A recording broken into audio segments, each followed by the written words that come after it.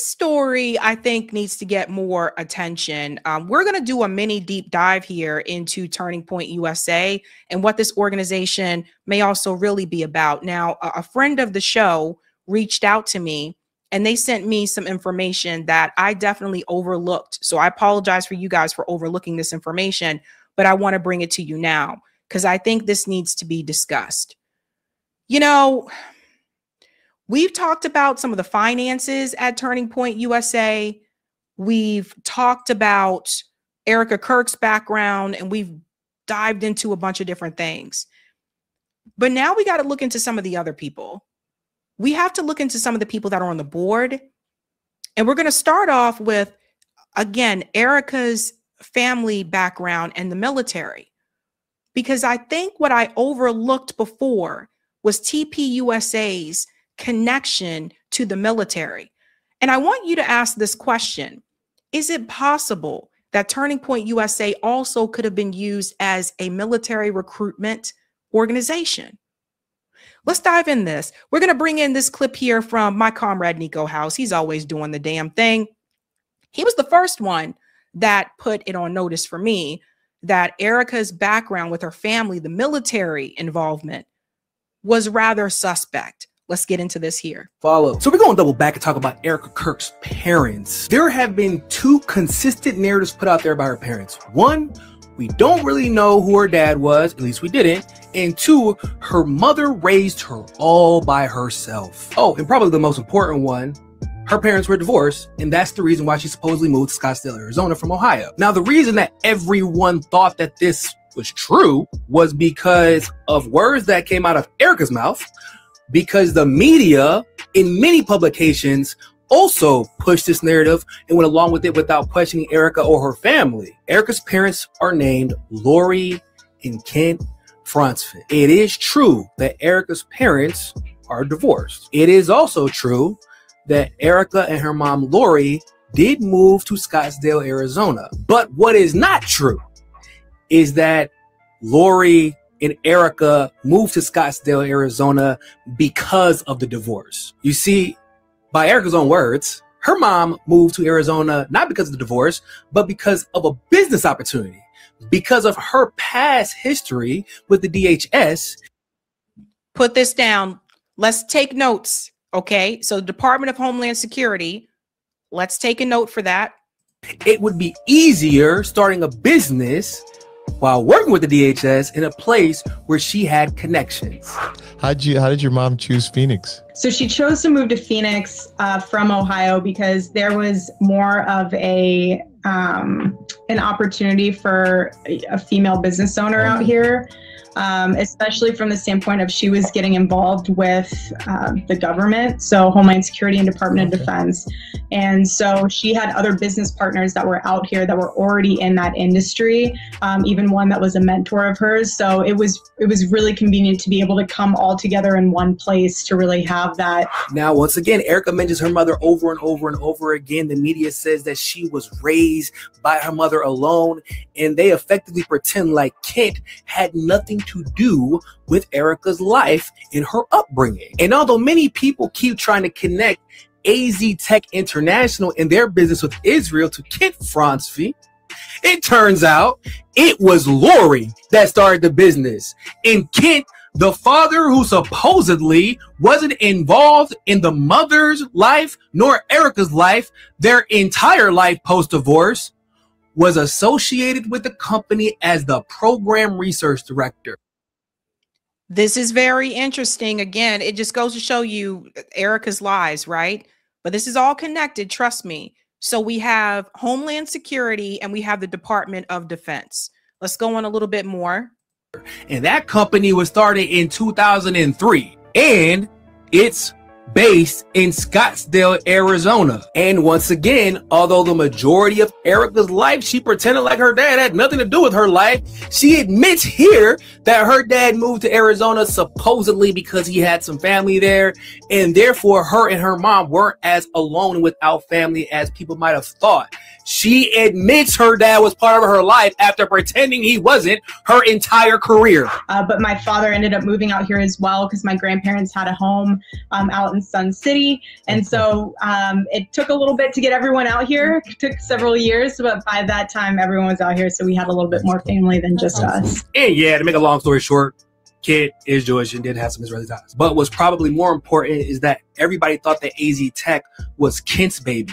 But in actuality, it was Lori's. Lori then created a subsidiary of AZ Tech called GTEK Industries, a security firm in which they work with the DOD, the NHS, and the intelligence community. That's the part I wanted you guys to really hear. So that company works with DHS, Homeland Security, so Homeland Security, NHS, DOD, sorry, Department of Defense, NHS, and the intelligence community. Now hold on to that,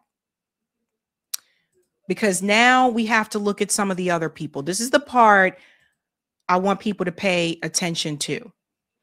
When we talk about the military, after that person contacted me, I didn't realize just how much the military was involved with Turning Point USA in regards to who was on the board, who's on the advisory board at Turning Point USA. But let's start with what happened with Charlie Kirk that kind of might have flown over our heads. It flew over my head. I didn't know this happened. So you got Erica, who comes from a family that's connected to the DOD, the Department of Homeland Security. Mom creates this company. Dad joins on. And this company is also partnering with the DOD, NHS, and intelligence. Erica just happens to meet Charlie Kirk. And she said that she went to Turning Point USA for a job. Follow me with this now. Follow me with this. And he decided that he wanted to date her instead. So they ended up dating. She also said she didn't have any relationships before him. She didn't have any boyfriend before him. That has been proven as a lie. I'm telling you, people are searching the internet like it's their job. Like, people found that data. One of them being Cabot Phillips, who for some reason, you know, this information was deleted, but people had screenshots from before. Very fishy, right? It's almost as if she was sent right to Turning Point USA for a reason. This flew over my head. So Erica gets with Charlie, etc. They get married. They have kids, all this stuff. You know what I didn't notice happened last year in March? Charlie Kirk was appointed to the Air Force Academy Board of Visitors by President Trump. Did everybody know about this? So here we go again with the military connection. In a series of military academy board changes, Trump appointed TPUSA founder and CEO Charlie Kirk to the United States Air Force Academy Board of Visitors. On Monday, Trump appointed Doug Nicolai, Dan Clark, Tommy Tuberville, and Dina Powell, along with Kirk. You can see the post here. Charlie Kirk said, "Thank you, Mr. President. The American people deserve service academies with exactly one focus." Pay attention to this, guys. "Recruiting and developing the best cadets possible to protect this country and her liberties. I am honored to have the chance to assist President Trump in executing this mission." And here is the statement from Trump here. He was saying congratulations to all of them. Now, the U.S. Air Force Academy is located in Colorado. And I know this because a friend of mine went to the U.S. Air Force Academy. It's actually, from what I understand, pretty difficult to get into. But the board consists of 6 members appointed by the president. And what I really want to talk about here, the U.S. Air Force Academy Board of Visitors inquires into the morale, discipline, curriculum, instruction, physical equipment, fiscal affairs, academic methods, and other matters related to the academy, which the board decides to consider. So, did everybody know that Charlie Kirk was appointed to the board of visitors for the Air Force Academy? And then the focus on recruiting. Now, we all know, I've been covering this, I think since I started this show in 2021, that military recruitment was down in the United States. They've been able to fill some of that gap a little bit with female recruits, but it's not what it used to be like back in the day. A lot of younger people don't want to go fight these wars. Hell, I don't blame them. I tell everybody, get the fuck out the military, okay? So this is the part that people need to see. You have a woman, Erica Kirk, who came from DOD, DHS, and family, who end up working with intelligence. She gets married to Charlie Kirk, who, it started Turning Point USA at that time. And now further down the line, we see Charlie Kirk is appointed to the Board of Visitors at the Air Force Academy with a focus on recruitment. Let's go on. Here's another one. Didn't know this happened either. Pentagon official denies report of Charlie Kirk military recruitment drive. So see, apparently this got out as well. This was reported by Al Jazeera. Let's get into this one here. The U.S. Department of Defense, so here we go with the DOD again, has denied reports that it plans to launch a recruiting drive to honor the legacy of conservative activist Charlie Kirk, who was shot and killed at a Utah University event. Listen to this. U.S. network NBC first reported the news on Thursday. Let's go on down here. NBC said the Pentagon was debating slogans such as "Charlie has awakened a generation of warriors" as part of its campaign drive, although Kirk himself was not a military veteran. The military also hoped to work with Kirk's political organization, Turning Point USA, as part of its recruitment drive. That's what the story said at that time. Turning Point was credited with helping Trump win in 2024 through its work with young voters on high school and university campuses. Pentagon Press Secretary Kingsley Wilson told Fox News this is not happening and called it a false claim. But ladies and gentlemen, where did this come from? Do you really think the DOD is going to say, yeah, that's the plan? No. But again, Department of Defense, recruitment.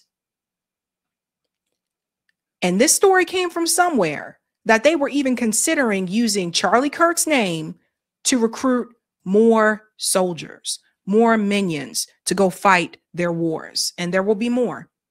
There will be more wars. And for some young people, they see the military as the only option. They see it as an option to get out of poverty. I know my dad was one of those people. But if you were to ask him today if he would do that again, he'd probably say no.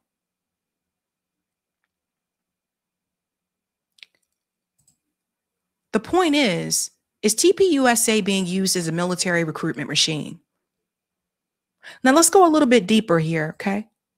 Because I want you to look at Charlie Kirk's mentor. His name was Bill Montgomery. Now he passed away, but listen to this. I don't know what happened to the article. There we go. Bill Montgomery. He co-founded conservative political organization Turning Point USA with Charlie Kirk. He became his mentor.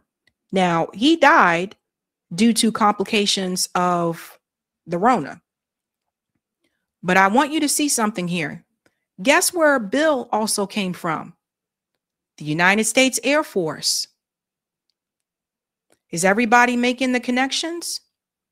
So Bill served with the Air Force. He was a part of the reserves. And you'll see here, again, like I said, he was described as his mentor. Montgomery was his mentor, included by advising him to start Turning Point USA rather than attend college. So you have someone who was a mentor of Charlie Kirk, who basically convinced him not to go to college and to start Turning Point USA instead, who was also military. Again, Charlie Kirk, not military. I'm just pointing out all these military people. Let's go on a little bit more. Then we got to get to the advisory board. And this is the one, again, shout out to friend of the show who sent this to me. These are the board of directors. But what I want to focus on is the board of the advisory council. Check this out. There's a lot of people here on the advisory council. One that kind of sticks out, this couple, Al and Lisa Hartman. I think this is the one I wanted to click on. If it's not them, it's the other one. I think this is the one. Yeah, this is the one. So listen to this. This couple here, it said that they went on to, I thought this was really interesting. Al is married to Lisa Hartman, his wife of 26 years. They have 3 daughters, a senior analyst, Margaret, a senior analyst with Hines Global Real Estate, Victoria, 23, a senior at Texas A&M, organizational leader with Southwestern Advantage, and Charlotte, 20, a junior at Texas A&M, majoring in international studies with an emphasis in commerce and Arabic language. So I thought this was kind of interesting, the whole Arabic language thing with one of the daughters. Also, there's that thing again. What did I tell you guys? International studies. I've been trying to tell people about this. Majored in political science and international studies, right? So I thought that was interesting. But the one that I was warned about, let's go all the way down. There's a lot of people on the advisory council, but it's this guy named Paul. Let's go to Paul. Because this one to me is rather concerning. Did I get to him yet? Oh, let's go up. Here we go. Right here. See this guy? That's Paul Valley. So we need to talk about who Paul Valley is. So let's go to his page here. And let's scroll up here. Paul Valley is a retired United States Army Major General and a former senior military analyst for Fox News. Here we go again with more military. Now, wait till we get to the thick of it, because we didn't even get to the thick of it yet. He served in the Vietnam War, retired in 1991 as a deputy commanding general, United States Army Pacific. In 2004, together with retired Air Force Lieutenant General Thomas McInerney, he co-authored the book Endgame, the Blueprint for Victory in the War on Terror. Listen to this one. He runs the organization Stand Up America. Let me show you about Stand Up America. Let's go down a little bit more. They get into his military service. Again, here's another one. Went to one of these military academies. He went to West Point instead of the Air Force Academy. But when we get to Stand Up US, this is really interesting. In 2005, Valley founded a conservative political organization called Stand Up America US that promotes First Amendment rights, Second Amendment rights, strong national defense, pay attention, secure borders, national sovereignty, support for the armed forces, here we go again, individual liberties and personal responsibility, fiscally responsible, limited government. But here's the part that really stands out. Right here. According to the co-founder and retired Air Force Lieutenant General Thomas McInerney, its stated purpose is to protect America and let people understand the danger of radical Islam and the seriousness of global jihad. Again, the purpose of the organization is to protect America and let people understand the danger of radical Islam and the seriousness of global jihad. Sound interesting? That guy's on the advisory board. That means he actually advises Turning Point USA what to do. Because see, these multi-million-dollar organizations, especially once they have a board, like they have boards, and people on these boards actually do things. Something else I got to tell you about him that's kind of weird too. So here we go with the radical Islam, right? So that means that Turning Point USA is basically, it's a Zionist organization, right? Now, when Charlie Kirk started Turning Point USA, did he necessarily intend for it to be that way? Probably not. But look who's on the board, folks. Charlie Kirk was basically just a face. He was the spokesman. And a lot of times people pay attention to the spokesman, but they don't pay attention to the people that's behind the curtain. Who's the man behind the curtain? Now, here's some more. Let's go on a little bit more here. So it talks about the organization involvement in the Middle East. These are the things people need to see. And then check this out. He was later the commander of the 7th Psychological Operations Group around 1980 and the 351st Civil Affairs Command from 1982 to 1986, which included all special forces, psychological warfare, and civil military units in the Western United States and Hawaii. This guy focused on psychological warfare, and he didn't do it alone. He had a friend. Wait till you see who the friend was. And you tell me if you think this is really a Christian organization, okay? You ever heard of this guy?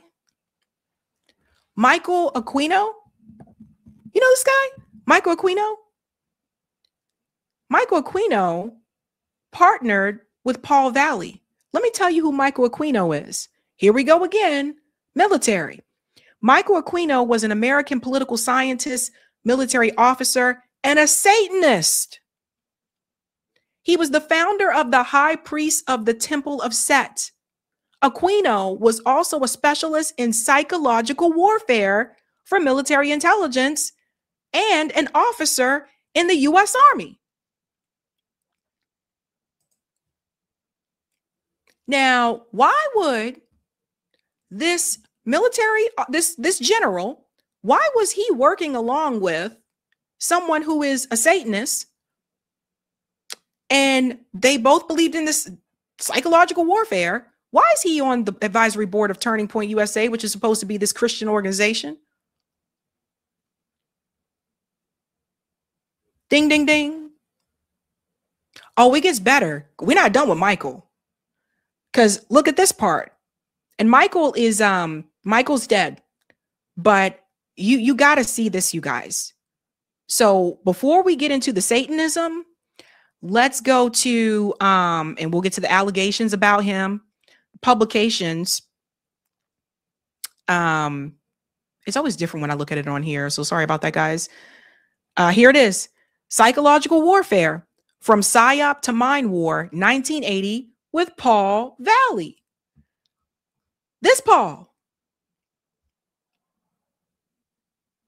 And then let's go on back to Michael, because this is the part that's really, really weird. That's what I'm trying to tell you guys. Watch the company that you keep, because this is strange. So Michael also served in Vietnam and served as a psychological warfare specialist, just like Paul.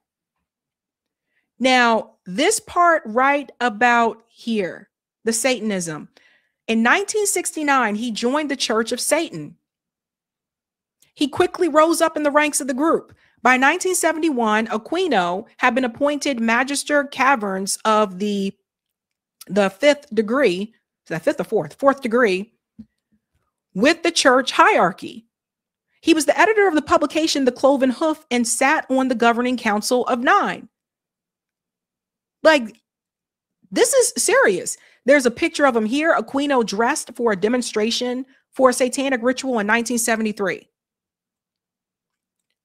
Very strange. Oh, thanks, Eric. Eric said it's pronounced Aquino. Sorry, Aquino.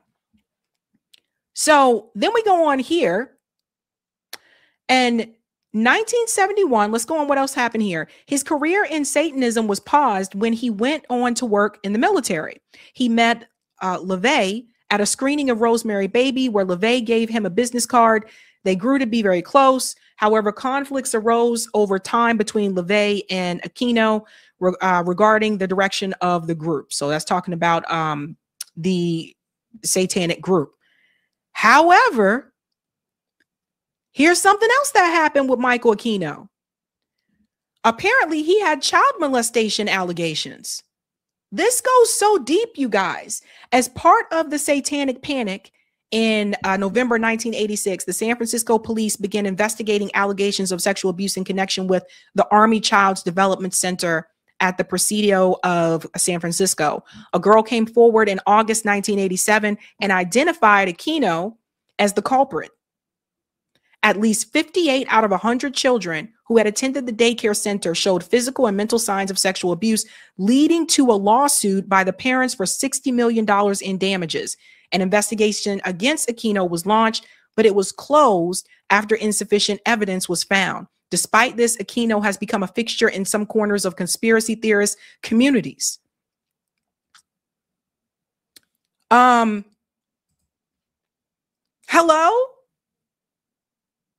Why would Paul Valley work with this guy? So this is very, very concerning. And it just shows you again, you got this guy, military, Satanist. You got this guy who worked with the military Satanists on that book. They both participated with psychological warfare. He's a general, and he's on the advisory board of Turning Point USA. So the question that I have for you is this, folks, going through all that we just went through, is it possible that Turning Point USA is being used as a military recruitment machine?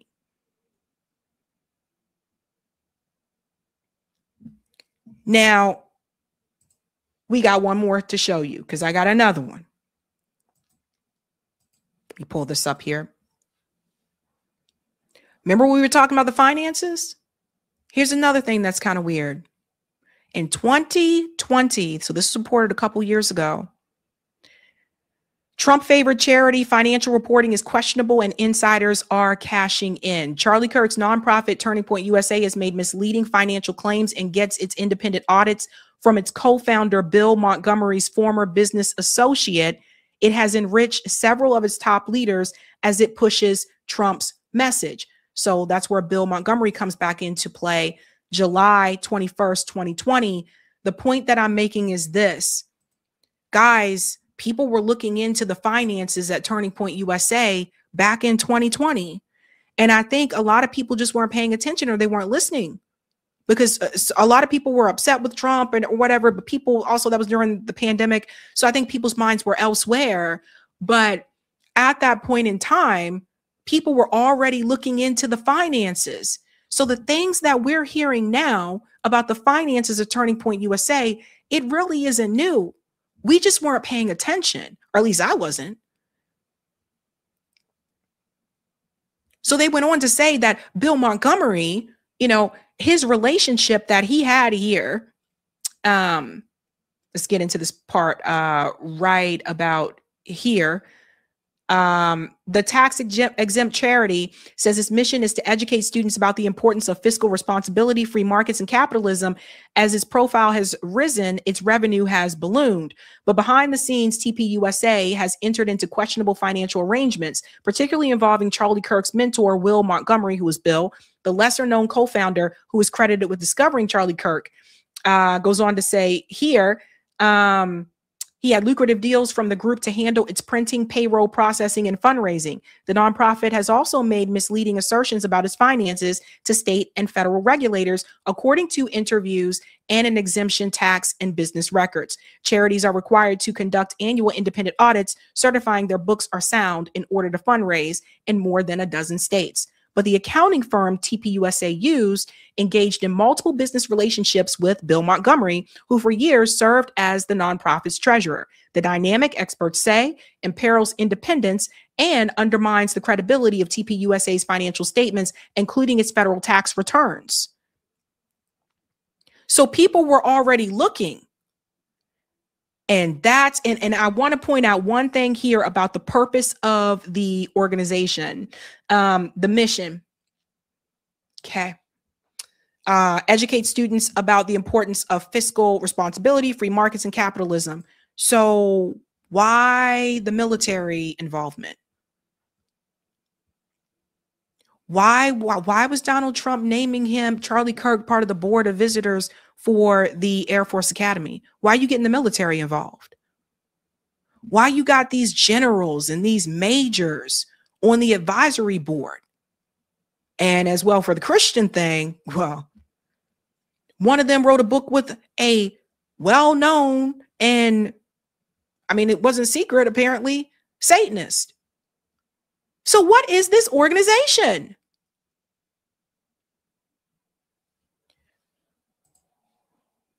Friend of the show who sent this to me, again, I'm not going to show their name, but something that they said to me in the email I thought was important. I really think that this association proves that we are looking at it all wrong.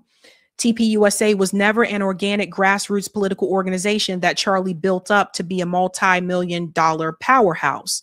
He may have initially started it with good intentions, but the military saw it as a tool. They pumped their money into it and gave it rapid growth to use as a vehicle to get on campuses and churches. Charlie realized this at some point and maybe had come a coming to Jesus moment. Erica was placed in his life as a handler. And once he went rogue, he needed to be eliminated. I intentionally have not said, in my opinion, because the link with Valley and Aquino makes this the most logical conclusion. And again, thank you to the individual who sent me that. We are naming names today,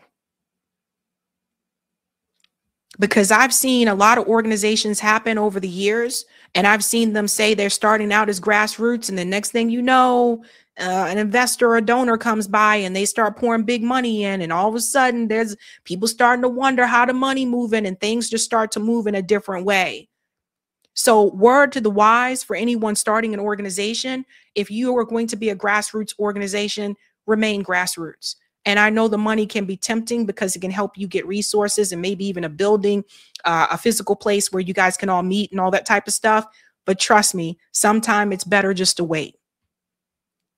Sometimes patience is the best way to go, because following all these dots, now I'm starting to feel like I told you guys the TPUSA was basically one big mega church. Now I feel like it's just a tool of the military and the military industrial complex. Hey guys, this was a Sabby clip. If you like what you saw, hit that like button and subscribe.